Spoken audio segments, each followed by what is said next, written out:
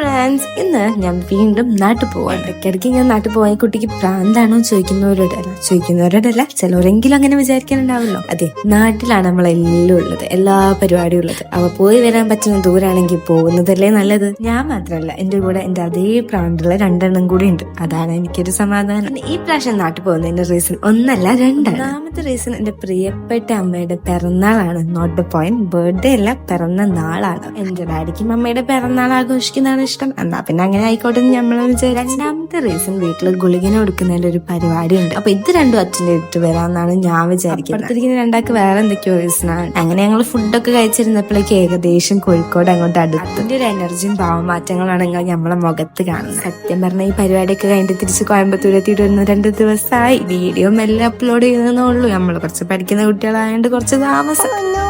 അപ്പൊ ബാക്കി വീഡിയോ ഞാൻ വൈകാതെ അപ്ലോഡ് ചെയ്യുന്നതായിരിക്കും. ഇന്ന് ഇത്രയേ ഉള്ളൂ. ബൈ.